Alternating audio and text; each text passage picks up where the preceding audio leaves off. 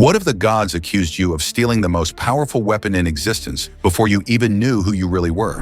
The movie begins on a dark, rain-soaked night as a young boy warns us that being a half-blood is dangerous, lonely, and often deadly. He introduces himself as Percy Jackson, a 12-year-old kid with ADHD and dyslexia who has spent his entire life feeling like the world is against him. Percy isn't just bad at school or unlucky, he sees things no one else can. Like a black Pegasus perched on a city rooftop and strange creatures walking openly through New York streets. To everyone else, he's just another troubled kid who can't fit in. But to Percy, reality itself feels broken. The only person who truly understands him is his best friend Grover, another outcast who sticks by his side when no one else will. During a school field trip to the Metropolitan Museum of Art, Percy listens as his history teacher, Mr. Brunner, lectures the class about Greek mythology. As Percy stares at a statue of Perseus, he flashes back to a moment from his childhood when his mother told him his name came from that very hero. She once warned him that appearances can be deceiving, that heroes aren't always good and monsters aren't always evil. That lesson lingers when Percy snaps back to reality and becomes the target of cruel teasing from a bully named Nancy. When his strict teacher, Mrs. Dodds, scolds him instead of stopping the bullying, Percy feels that familiar injustice tightening around him once again. Just when things seem unbearable, Mr. Brunner quietly hands Percy a simple ballpoint pen and cryptically tells him that the gods will reveal their plans when the time is right. Moments later, Percy's temper snaps and something impossible happens. Nancy is suddenly hurled backward into a fountain without Percy touching her. At the same time, the pen in his pocket begins to glow and vibrate as if alive. Before Percy can even process what's happening, Mrs. Dodds approaches him with chilling words, claiming she has finally found him. In a horrifying transformation, she reveals herself as Alecto, one of the monstrous furies of Greek myth, a creature only Percy can see. As Alecto attacks, the pen in Percy's hand morphs into a glowing bronze sword. Acting on instinct alone, Percy strikes, and the monster disintegrates into dust right before his eyes. Moments later, everything seems to reset. No one remembers Mrs. Dodds, and Mr. Brunner insists she never existed. Percy is left shaken, confused, and questioning his own sanity. Not long after, he's summoned to the headmaster's office, where Grover, to Percy's shock, claims he saw Percy push Nancy into the fountain. With no one believing him, Percy is expelled, marking yet another moment where the world turns against him without explanation. Back home, Percy finds brief comfort in his mother Sally, the one person who has always believed in him. Her boyfriend Gabe, however, treats Percy with open hostility, making home feel just as unsafe as school. Sally gives Percy a gift and reassures him, but Percy admits he's terrified because strange things keep happening to him. Sally seems to know more than she's saying, and soon after, she announces they're leaving for their annual trip to a remote cabin in Montauk. On the drive, Percy dreams of a dark, disembodied voice whispering ominous warnings, a voice that feels ancient and powerful. At the cabin, Sally finally reveals the truth Percy never expected to hear. She tells him that his father wasn't just special,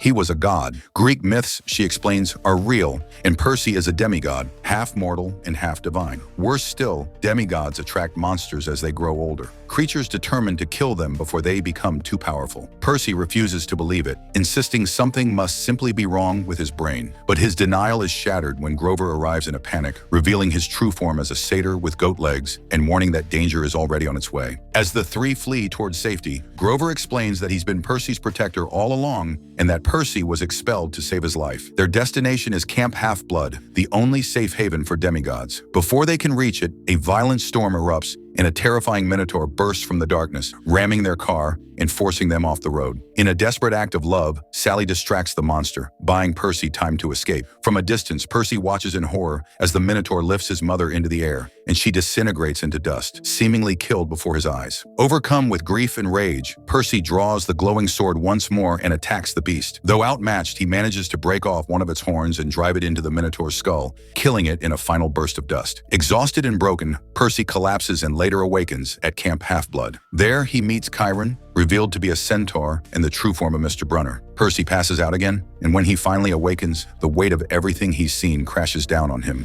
His mother is gone, and the myths are real. Percy soon meets the camp's indifferent director, Dionysus, and learns more about the world he's been thrown into. Chiron explains that each camper belongs to a godly parent, and that Percy remains unclaimed, forced to stay in the Hermes cabin alongside other unwanted children. There, Percy meets Luke, a charismatic older camper who becomes his first real friend at camp. Luke explains that ADHD and dyslexia are signs of demigod heritage and encourages Percy to seek glory, as glory earns respect and the attention of the gods. Don't forget to subscribe to great animation recaps so we can keep bringing you epic fantasy stories like this together. And now let's continue. Percy struggles to find his place, failing at traditional combat training and feeling invisible among the other campers. His frustration grows, especially after a brutal encounter with Clarice, the aggressive daughter of Ares. Determined to prove himself, Percy pushes harder, hoping his father will finally acknowledge him. One night, as he prays and thinks of his mother, his anger boils over. Shortly after, Clarice and her friends ambush Percy, but when they try to humiliate him, water explodes violently from nearby pipes, knocking them away. Watching from the shadows is a girl named Annabeth, who has been studying Percy closely. Annabeth reveals that she believes Percy may be connected to an ancient prophecy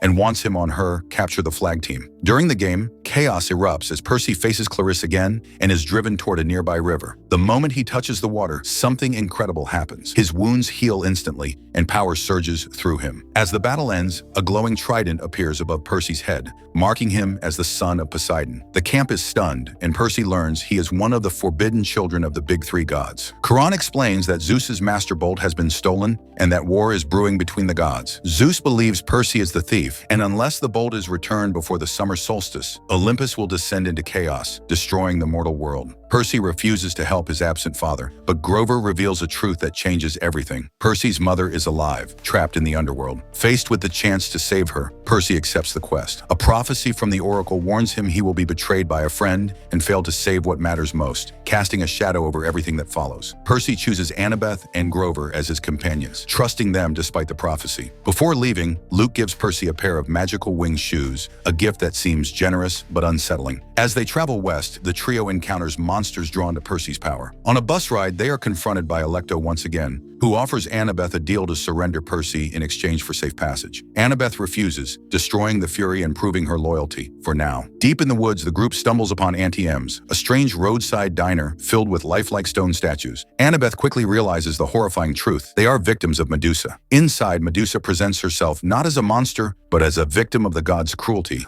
blaming Athena and Poseidon for her fate. She tempts Percy with promises of understanding and warns him that his friends may betray him. As tension explodes, the trio barely escapes, using teamwork to behead Medusa and turn Alecto to stone with her severed head. Afterward, distrust threatens to tear the group apart as secrets are revealed. Percy admits the prophecy's warning, confessing his fear that one of them will betray him. Annabeth and Grover share the deal's monsters offered them, realizing that the gods manipulate everyone. Percy makes the bold decision to send Medusa's head to Olympus as a message, unknowingly angering Athena and deepening the gods' involvement in his fate. As the journey continues, Percy reflects on his strained relationship with his divine father, questioning whether the gods truly care about their children. Annabeth opens up about her own painful past and her desire to prove herself worthy of Athena's respect. Their bond strengthens, but danger remains close behind. On a train ride, the trio is ambushed by Echidna, the mother of monsters, and her deadly offspring, forcing them to flee into the city of St. Louis. Seeking refuge at the Gateway Arch, Annabeth believes they are safe in a place sacred to Athena. Percy, poisoned and weakening, refuses to call on Poseidon for help, clinging to his resentment. As Echidna returns with the terrifying chimera,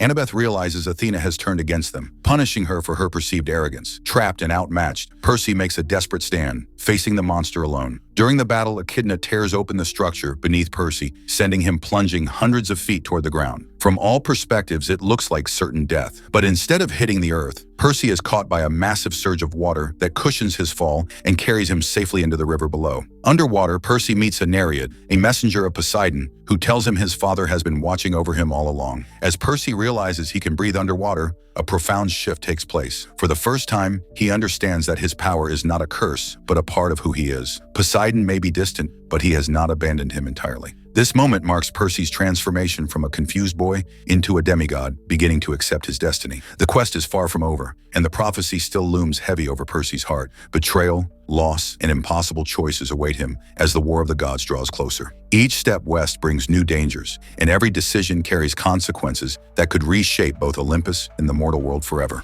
If you enjoyed this epic recap, don't forget to like the video, subscribe to great animation recaps, turn on the notification bell so you're the first to catch the next chapter of this legendary journey. Drop your thoughts in the comments and keep watching for more cinematic fantasy recaps you won't want to miss.